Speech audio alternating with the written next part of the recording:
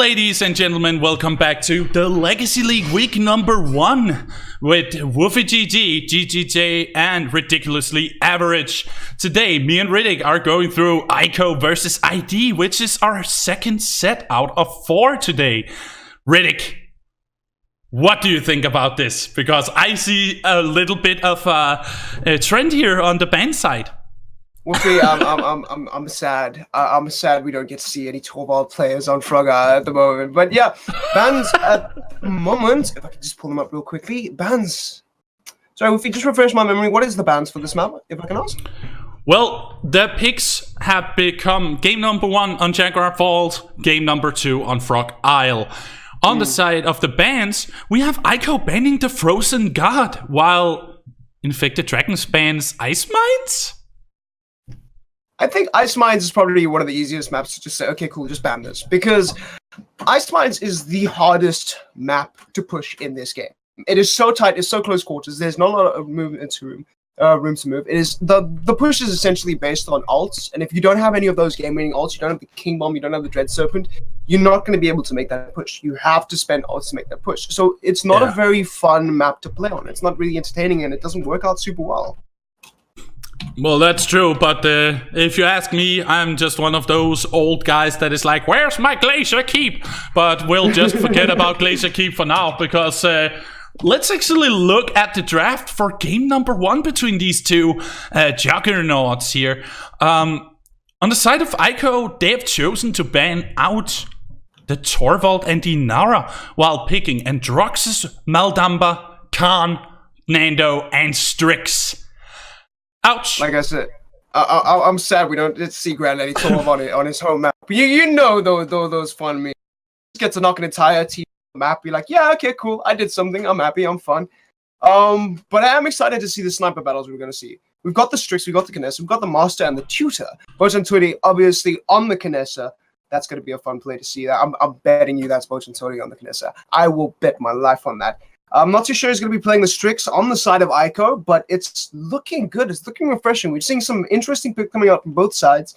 Some counters for both of them. This is a pretty even matchup, and I'm excited to see who takes it over. We've got the Khan and the Fernando on the side of AICO, so we've got double tanks all around. Khan obviously being one of the stronger tanks in the now, but to counter that out, Infected Dragons have the Makoa, and they have the Tinkering Barrack, not super strong. I'd say he's a mid-tier tank, slightly higher. I mean, he's not just a resurgence and obviously as of late, but Makoa has just always been good. Fernando, very, very well balanced tank. This is just all around really well balanced. I'm surprised.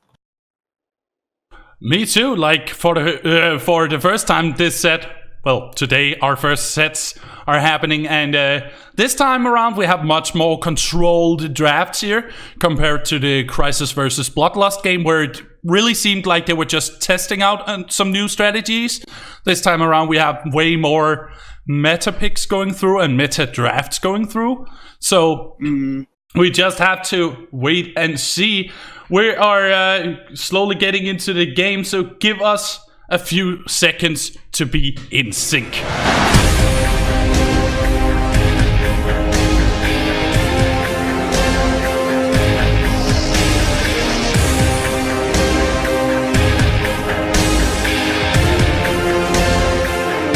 Ladies, gentlemen, and everyone in between, welcome to the first game of 2 here in the matchup between AICO Esports and Infected Dragons. Let's go through to the rosters. On the side of AICO, we have Exopuck playing the Firing Lion Khan, Vilsa playing the Unauthorized Use Strix, Xenus playing the Heads Will Roll Androxus, Firmbud OG playing the Spirit's Chosen Maldamba, and Samaran on the Scorch Fernando. On the side of Infected Dragons, we have Bojan Turi on the Eagle Eye Kinessa. As predicted, Life Exchange Ying, Leviathan, Cacbro, Combustible Drogus for Luds, and T2 Rank, Tinkering Barrack. Fat Cassie coming into play as we head into this first point fight. Take it away, Woofy. Well, we start out with having what is known as the sniper war between Vilsa and Bojan Turi, but it doesn't really matter because the Makoa is actually going into the fray, dealing a little bit of damage here while going back because he's getting low. He can't really allow himself to be in the fray much longer, but Infected Dragons are actually having the control on the point right now. Yeah, this is the good thing about Frog Isle. You can't really play defensive small map. You have to be aggressive. And that includes Makoa. As you can see, he's trying to play Bruiser. But thankfully, you gotta admit that Exopunk was right there with his battle cry, just to make sure that CC immunity was there so that Makoa Cacbro couldn't get any more cheeky hooks off. Fernando's just gonna jump from the cliff, get a full team reset right now. Ladies and gentlemen, Infected Dragons are dominating as they take the first pick. Did you see that exceptional boop from Lutz? Damn, boy. That was actually one of the more impressive combustible shots I've seen. But Zenus goes down to Lutz as he does 2 combustible shots in a row. Exopunk being low as well. Now with Infected Dragons pushing the payload, they're just getting countered in their spawn by Lutz. Oh, the humanity. Oh, man. Who was the person who said that Androxus? Someone please refresh that in my memory. AICO losing 2 picks, going down. It's now a 4-3, 5-3 as the respawn start coming through. Infected Dragons hoping to push this through. AICO in a bit of a bad spot right now as Makoa's holding his left side. He's got an angle. He can put a quick hook onto the Androxus and get that damage down. You got a turtle on your back, my friend. Vilta Beautiful shot. I just saw that out of the corner of my eye. Well done for Bojan and Tony picking up Blissa as we head back to our play-by-play. Okay, that very impressive plays coming here from Infected Dragons. They are gathering up together, and right now the whole side of the veranda is covered. Even jungle is not safe anymore. A Cursed Arm being activated, trying to get Bojan Toddy, but instead they got a hold on to Lutz with a good sniper shot. Some good heals is happening here from Jagex as well. Really trying his best to make his squad survive. But nonetheless, they are forced to retreat as AICO defends. Yeah. Lutz is an incredible Drogas as we've seen right now. Combustible, he's rocking that fire spin. On a map like Frog Isle, it can just afford you so many hazardous picks, so many hazardous kills that can just come out immediately. Quick jump shot gets taken out by the Vilsa. Kinessa being a little cheeky, but AICO are making this happen. Vilsa is being great. He's countering out the Drogas, he's doing what he needs to do, and he's pulling that damage through, which is amazing. He's pretty much one of the only champions that can counter him out, as Androxus is just getting destroyed by Makoa right now.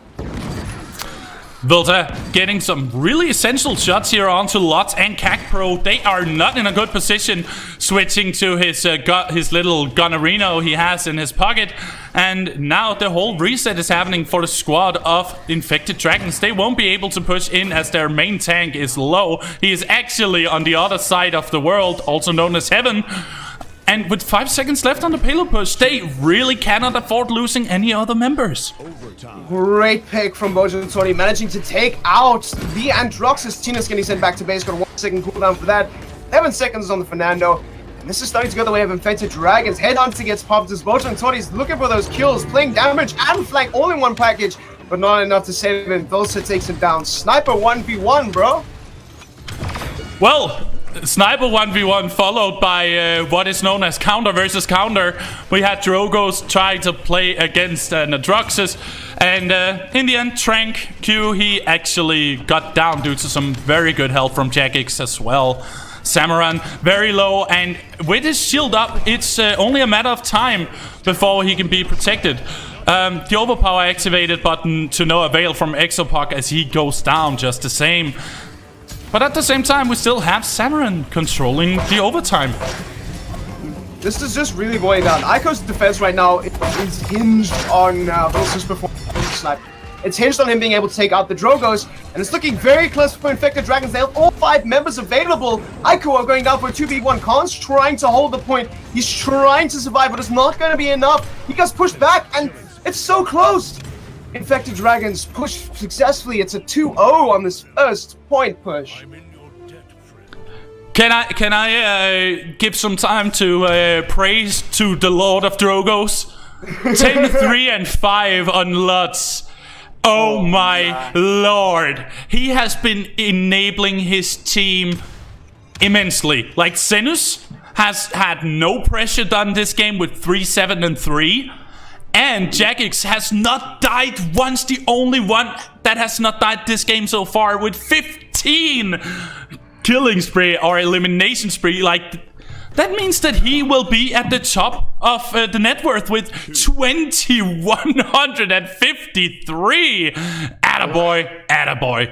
It's coming down, really down to the wire. If I could just take a look at the position, if you see Samaran on picking up Bulldozer, which is really interesting. Instead, he's going for the cheap option. He's basically doing the same thing. He's killing the healing coming from Ying, but he's doing it at a cheaper rate. And that's a really smart play on his part. As we head back into the second point fight now. Tranq on the point, trying to control the field as Lutz gets 2 kills in the backline on Exopuck and to Zenith. Now Volta is the only one able to do some damage here. He's getting low though, and Samaran, he's also in trouble as he's going low. The whole team of AICO is kept into their own backline. Zenith is having to play really defensively right now. It's basically the snipers on either side are countering out the aerial top. Now Strix is countering out the Drogos. Kness is just destroying Androxus at the moment. But that's the thing. Drogos has more health than an Androxus. Sure, Androxus has the reversal, but mid-air against the Kness, you gotta have great reflexes to be able to pull that off. And Kness is just denying him some space. The sniper battle just really comes down to it, man. Lutz using the Dragon Punch to get out of the fray. And that was actually an okay decision, because right now Toxie is on... What am I saying? Tranq is on the point.